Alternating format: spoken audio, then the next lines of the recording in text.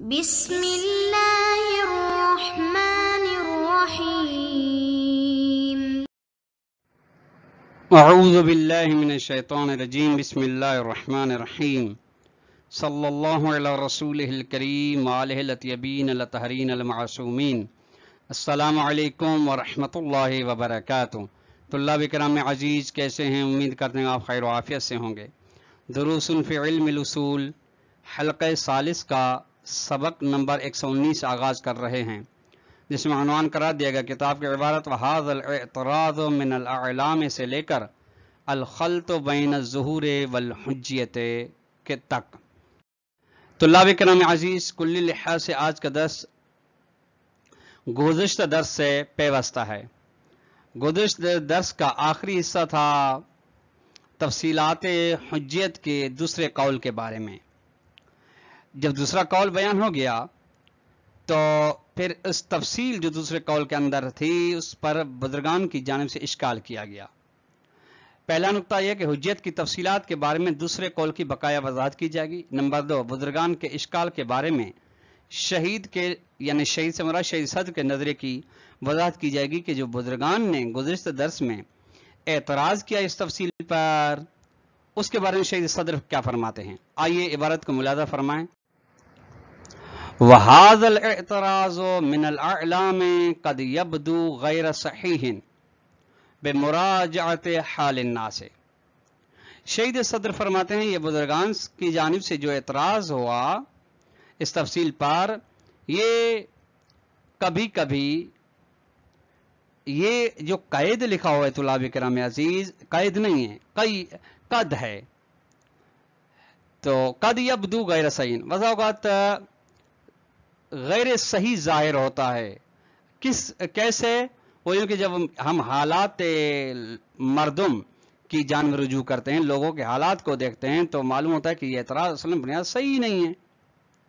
وہ فائد تفسیریہ کے ذریعے سے تفصیل بیان کر رہے ہیں اس بات کی، غیر صحیح کی۔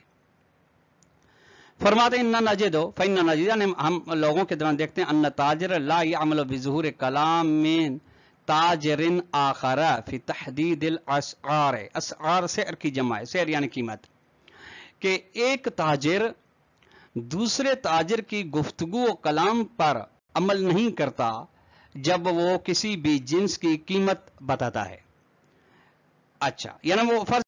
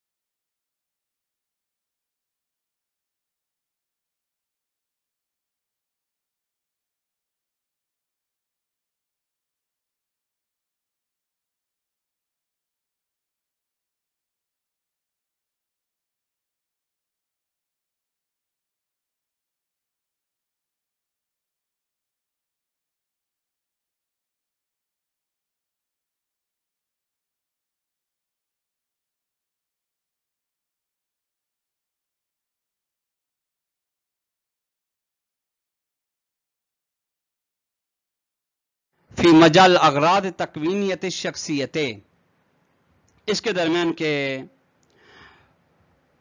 عمل اس ظہور پر ہو رہا ہے جو اس مقام میں جہاں پہ ذاتی اور شخصی مقاصد ہیں، والعمل بھی، اور اس عمل ظہور کے بارے میں جو مجال الامتصال ہے، و تنظیم علاقات العامرین بالمعمور، جہاں پہ امتصال امر مولا کے مقام میں ہے۔ ان میں میں فرق پیدا کیا. فی المجال الاول، مجال اول یعنی پہلی جو صورت ہے کہ وہ یہ کہ لا یکتفا بظہور لمجرد اقتضاء النوعیہ، کہ پہلی صورت کون سی ہے؟ یعنی اغارض شخصیہ، یعنی امور شخصی میں ظہور پر عمل کرنا. یہ یہاں پہ ظہور پہ اکتفا نہیں کیا جائے گا، فقط یہ کہ ایک اقتضاء نوعی پائی جاتی ہے. ما لم یؤثر هذا الاقتضاء فی درجۃ معتدۃ بها من کشف الفعلی، جب تک کشف فعلی کے درجے تک یہ اقتضاء نہیں پہنچتا تب تک اس کے ظہور پر عمل نہیں کیا جا سکتا، اس کو ظہور کو کافی نہیں مانا جا سکتا. وفی المجال الثانی، جبکہ یہ دوسرے مقام امتصال میں یعنی تشریعی امور میں یکتفا بالکشف النوعی الاقتضائی لظہور تنجیزا و تعذیرا. ہاں، اس ظہور پر، اس کشف پر اکتفا کیا جا سکتا ہے جو کشف نوعی ہے، جو وہ کشف جو تقاضا کرتا ہے ظہور ہے از لحاظ منجزیت اور از لحاظ معذریت. ولو لم يحصل ظن فعلی بالفاق، اگرچہ ظن فعلی بالمطابقت حاصل نہ ہو، اور حصل ظن فعلی بالخلاف، یا ظن فعلی خلاف کے یعنی خلاف مراد متکلم پر، خلاف ظاہر کلام پر حاصل ہو. والامثلۃ المشار الیہا تدخل فی المجال الاول لثانی.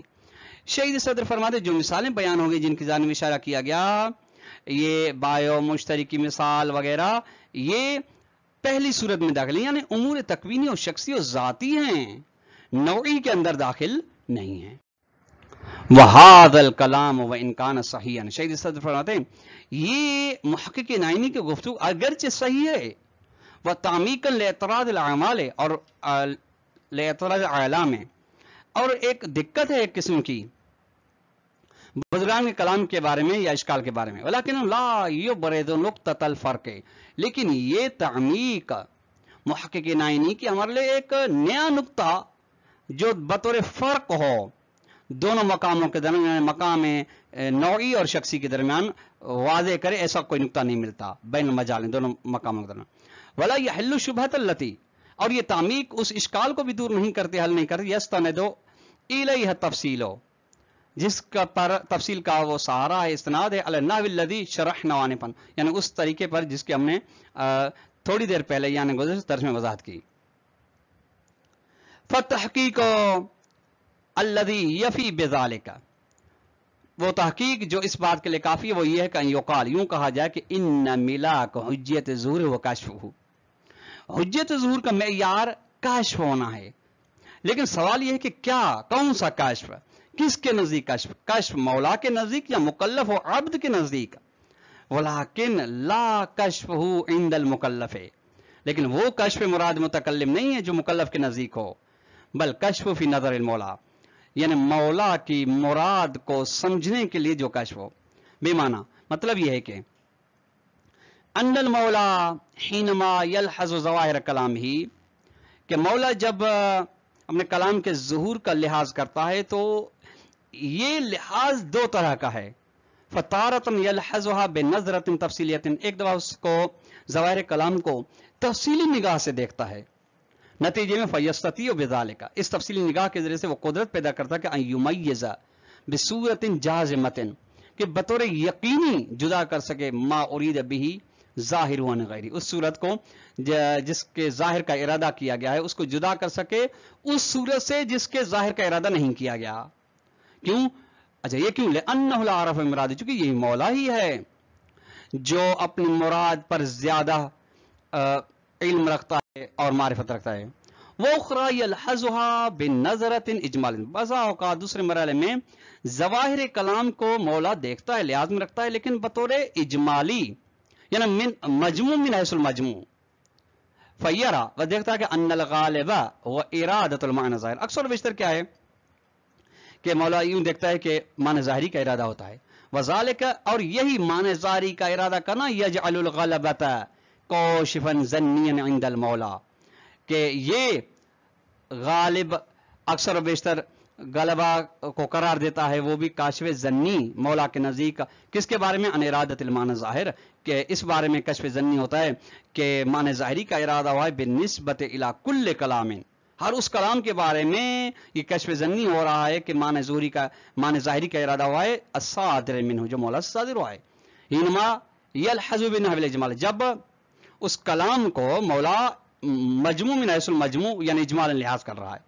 وہذا الکشف وملاک الحجیت، یہی کشف عند المولا معیار حجیت ظہور ہے. کیوں؟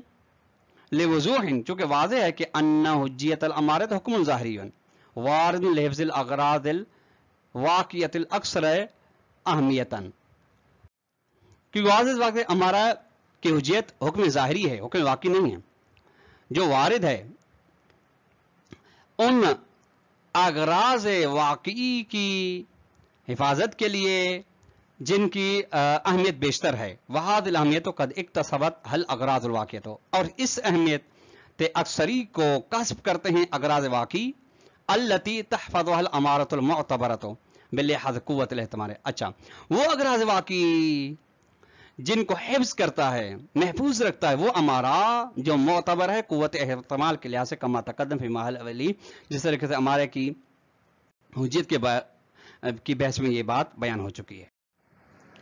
ومن الواضح، اور واضح سی بات ہے کہ ان قوت الاحتمال المؤثرۃ فی اہتمام المولا، کہ احتمال کے کا قوی ہونا جو مؤثر ہے مولا کے اہتمام میں، انما ہی قوت و احتمال، وہ یعنی مولا کے احتمال کا قوی ہونا ہے، لا قوت و احتمال مکلف ہے، عبد کا احتمال نہیں ہے. فمن ہونا، یہیں سے تناۃ الحجیت بحیثیت الکشف الملحوظۃ للمولا، کہ حجیت کا تعلق ہے اس کشف کی حیثیت کے ساتھ جو حیثیت مولا کے ساتھ تعلق رکھتی ہے، اور وہ کیا ہے؟ وہ ظہور ہو، وہی ظہور ہو، وہ حیثیت ظہوری ہے. لا بظن الفعل لدى المکلف، نہ کہ وہ یعنی حجیت کا معیار ظن فعلی نہیں ہے جو ظن فعلی مکلف کا نزدیک ہے. وعلى هذا الاساس اختلف مجال الاغراض تکوینیت عن مجال علاقات الامرین بالمامور.